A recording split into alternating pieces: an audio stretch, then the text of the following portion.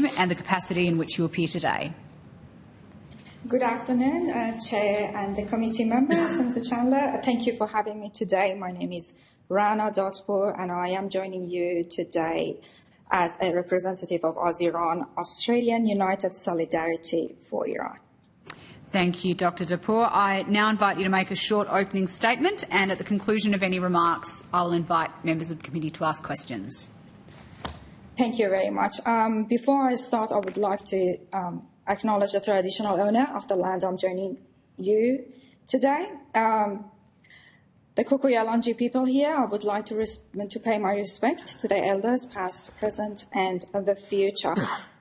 Today, I will address here the critical issue of wrongful detention of Australian citizens, specifically focused on the Islamic Republic in Iran. In recent years, this regime has increasingly used what can be termed as hostage diplomacy, where foreign nationals, including Australians, are detained on fabricated charges for political leverage. These detentions are against international law. Specifically, I'm talking about the United Nations International Covenant on Civil and Political Rights, which Iran is obligated to uphold because it is a signatory of. Detainees in Iran are often denied fair trials, legal representations, and are subjected to prolonged solitary confinement and coerced confessions.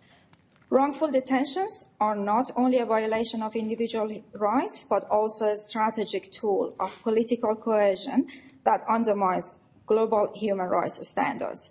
AUSIRAN calls upon the government to adopt a more proactive and assertive foreign policy framework to combat this practice.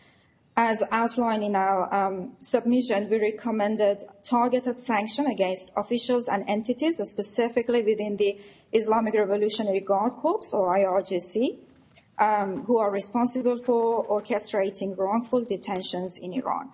Sanctions like this, which have been implemented before by Australia and other countries in different domains, send a clear message that human rights violations carry consequences.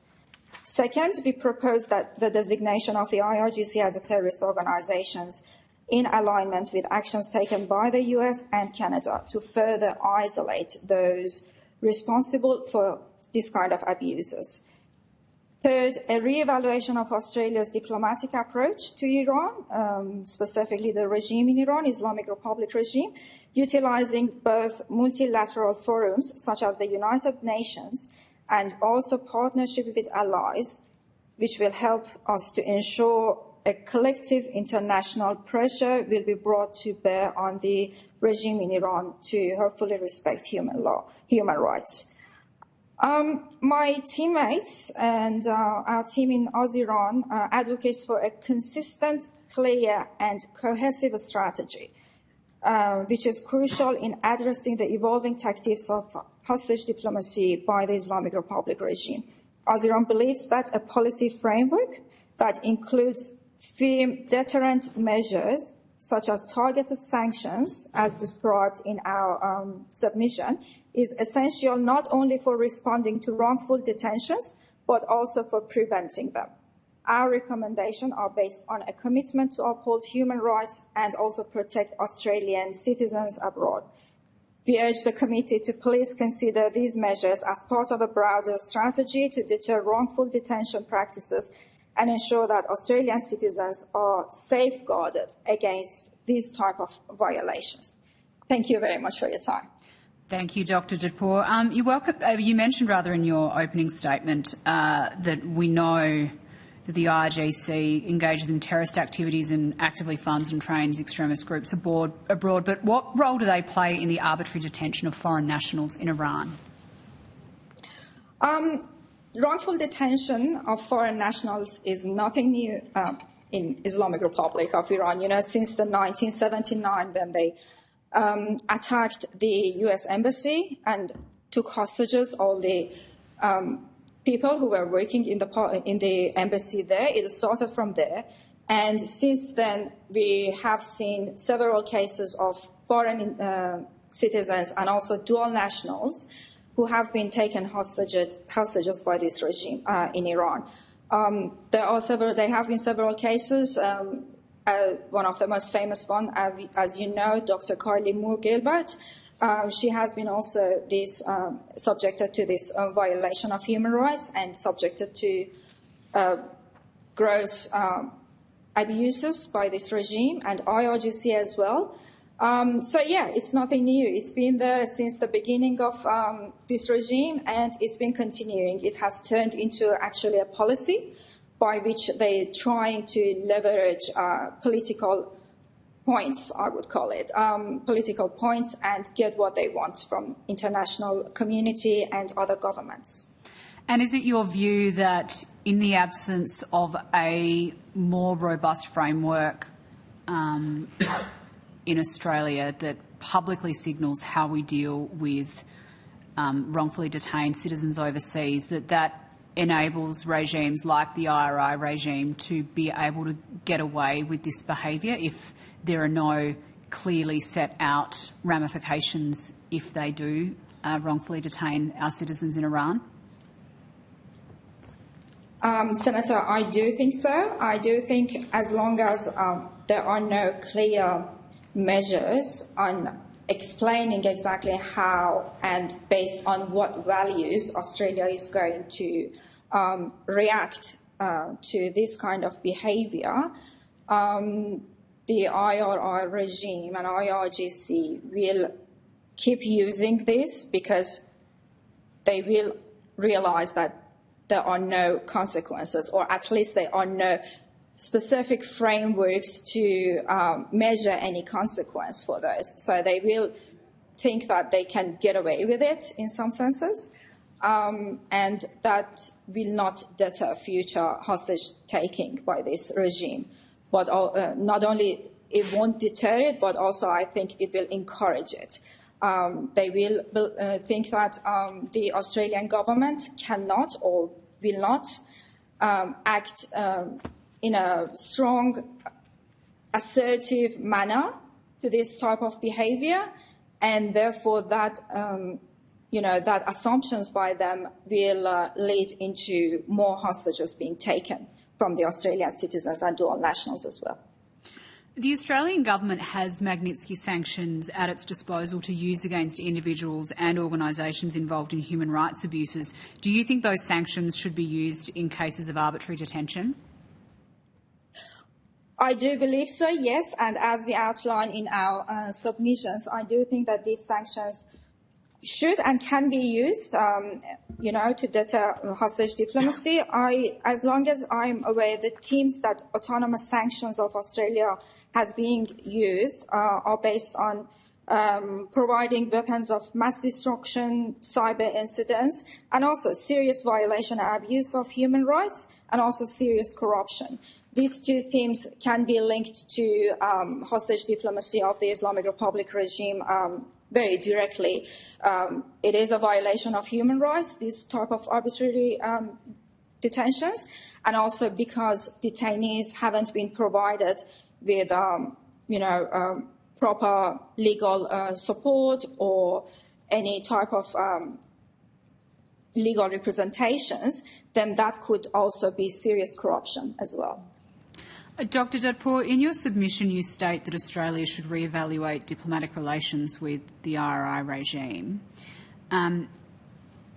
We've had a lot of conversations here today about how those diplomatic channels are managed between Australia and any foreign country that has wrongfully detained our citizens. How do you think we can strike this balance of re-evaluating diplomatic relations with the IRI regime, but still ensuring that we have the channels in place to be able to deal with wrongful detention cases diplomatically? In my opinion, it all goes to a nuanced and balanced approach to these issues. So I do know that all that detainees or those people who have been wrongfully detained in the past and at the moment they are wrongfully detained has been provided with consular support. I do think that providing the government with the help of a specific task force that could be in DFAT or other department, a senior officer or a kind of an office that would specifically focus on wrongful detentions and to define it, to have threshold to find out if a detention is a wrongful detention, and also to provide those detainees with support and advocacy, and provide the government with some insights and suggestions and recommendations on how to approach it, would give a balanced framework. We'll provide the government with a balanced framework, because the council or the ambassador, for example, in Iran, if they face a wrongful detention of an Australian citizen, they would be responsible to go and talk about it, which may not be exactly in line with other responsibilities that they have and the other channels that they want to keep, open. So if DFAT has a specific section, specific office for dealing with these cases and to figure out what can be done and what has to be done, I think that would really help and keep it a more balanced and nuanced. Mm-hmm. Thank you. Senator Ciccone, Deputy Chair, any questions from you? Not this stage. I'm just happy. All good. I'll come back later. But yeah. See if Jordan has any. Senator Steele-John, do you have some questions?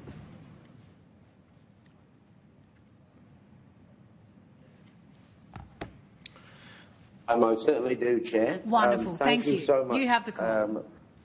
Thank you so much, Chair, and thank you, Doctor, for your evidence so far with us this morning. It's always excellent to hear from yourself and your organisation.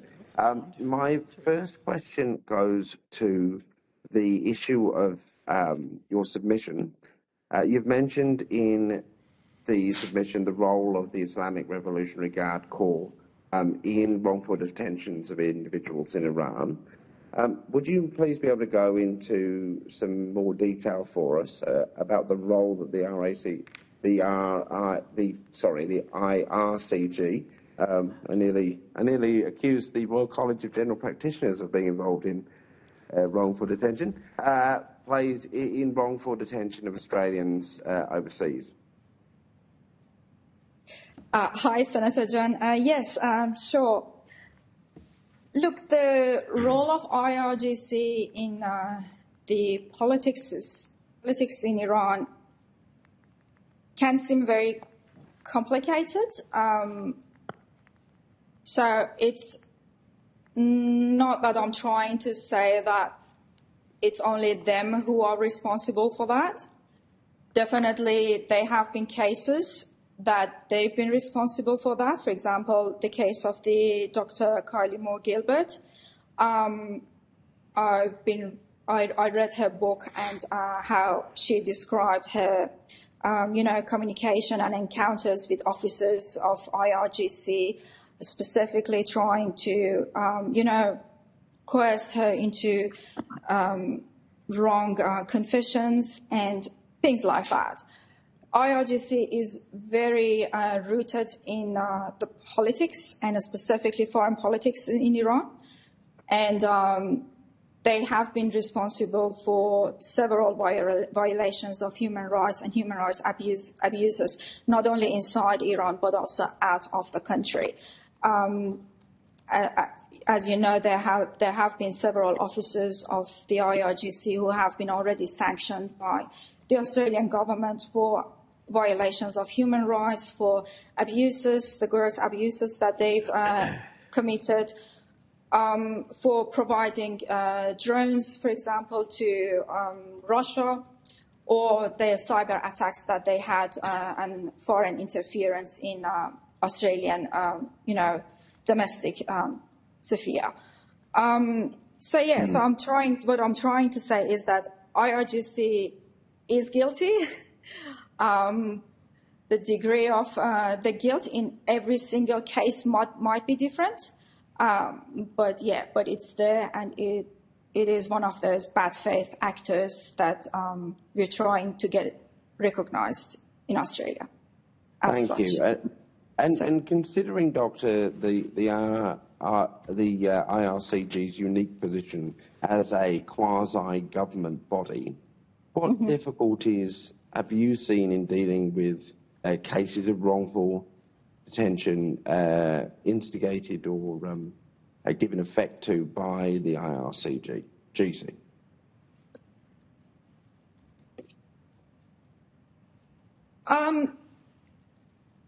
Do you mean how Australia cannot do, or? No. I'm more mean given their role as that kind of quasi-government entity.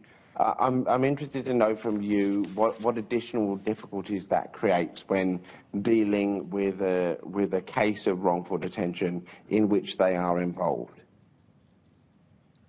I think the IRGC is not the easiest to deal with. However, considering they deep root in the government and also, acting as a government itself in Iranian foreign policies, and also considering the violations that had happened, I think if they get designated as a terrorist organization, that would really send a strong message, not only to IRGC, but also to IRI regime and the government that is actually in power there. Look, what I'm trying to say is that sanctioning officers, targeted sanctions of officers, and also designating IRGC as a terrorist organization does not necessarily mean that there will be no future diplomacy channels for Australia, for example, to negotiate the detainees, hostages that might be in Iranian prisons. What it will provide Australia with is a strong message and also a collective action and framework with our other allies, such as United States, Canada, that have done it before. So it will give Australia a leverage, instead of being reactive to every single case, every single time, year after year. I think what Australia needs to do, what the government needs to do, is to be more proactive. So designating IRGC will definitely provide the government with that proactive approach to deter future hostage diplomacy by the regime and the IRGC. Absolutely, and we in the Australian Greens continue to call for the IRGC to be listed as a terrorist organisation for those and many other reasons. Now, you've spoken in your submission about the role of targeted sanctions in deterrence of wrongful detention. Have there been other countries that have effectively used sanctions on the Islamic Republic of Iran to deter wrongful detention? I am not aware of any cases. We all know that there has been several cases of designating specific officers for different violations and abuses of human rights. Australia has used these Magnitsky-style sanctions as well.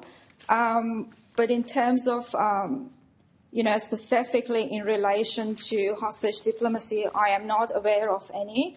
And that's actually an area that Australia can be a pioneer of and try to have this collective effort using platforms like United Nations in order to advocate for like an international task force that would deal with this kind of hostage diplomacy that are being conducted by the regime and IRGC in Iran. Yes, all right, excellent. And just finally, aside from deterrence, what are the other benefits that you see from using targeted sanctions to deal with cases of Australians being wrongfully detained in Iran? Others could be, the final goal is always to keep Australian citizens safe and to advocate for their human rights, no matter where they are, even they are traveling abroad, enjoying their lives, or they are in Australia, or they are traveling to Iran to visit families. So in case of dual citizens and Australian-Iranian community, this is a very important, and serious issue. I know many of my friends and many community members who hasn't been, including myself, haven't been traveled to Iran for over a decade because we just don't want to be subjected to such horrified abuses. But apart from deterring future cases, I think it will get the international community closer together in order to act, in a kind of collective and also specialized, continuous and coherent way to protect the lives and the rights of those who have been detained or who are detained at the moment. All right, it's just enhancing those. No worries. Thank you so much. No worries. Thank you. Thanks, Chair. That's all for me. Thank you very much, Senator Steele-John, and thank you, Dr. Dadpour, for appearing before the committee today. I don't think you took any questions